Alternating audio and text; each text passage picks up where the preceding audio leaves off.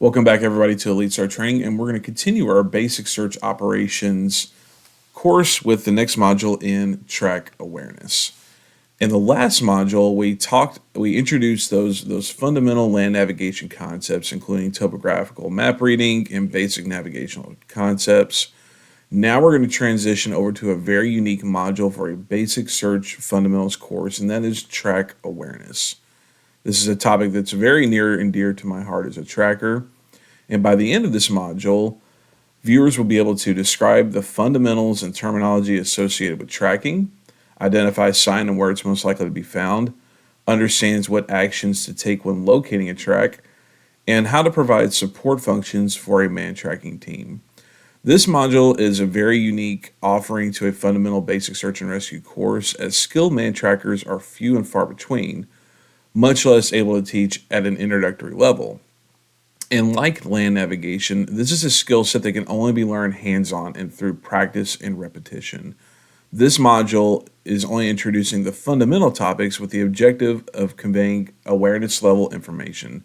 And I highly encourage you to seek an in-person training event in your area if you would like to explore this topic deeper.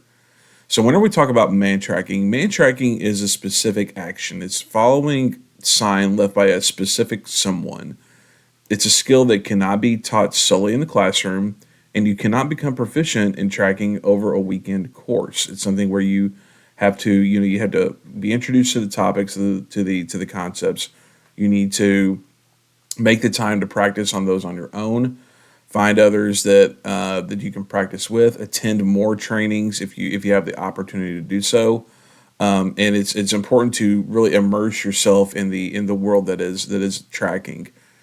Track awareness, by contrast, whenever we say track awareness, it's describing the introductory level of skill and knowledge needed to lay the foundation for tracking. This foundation builds towards someone becoming a man tracker. What we're going to hopefully convey through this series of videos is laying that foundation into some of the fundamental concepts that you need to know if this is something you want to pursue.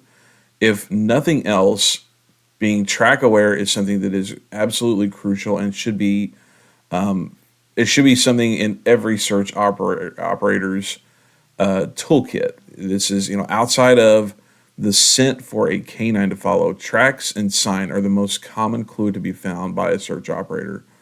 Over the course of 1 mile, an individual leaves around 2,200 steps at a normal, uninterrupted walking pace. Being track aware increases a search operator's ability to locate clues, which can bring a quicker end to the search, which is what our goal is. We want to bring a quick end to the search. And seeing that this is the second most common clue to be detected out there, this is something that everyone that steps in the field needs to learn how to be able to do.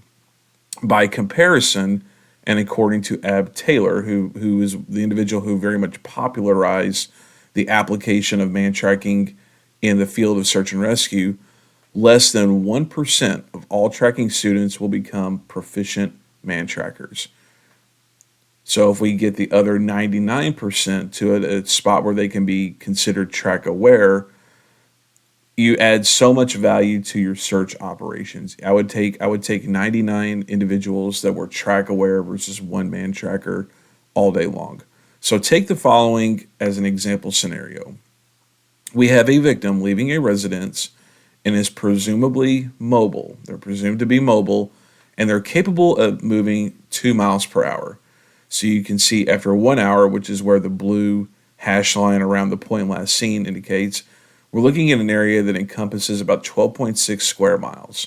After 2 hours, the red circle, we're looking at 50.3 square miles.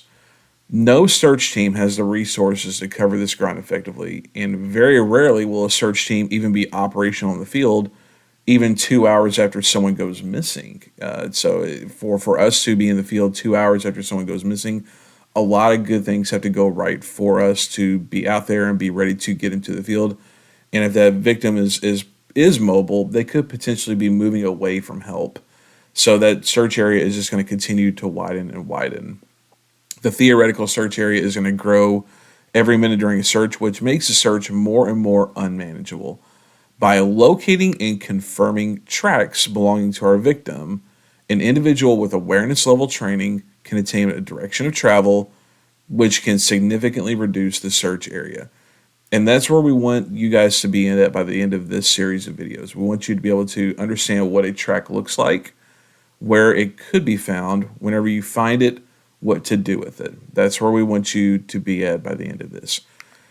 So thank you for watching this introductory video, and I look forward to bringing the next videos for track awareness to you. Thank you.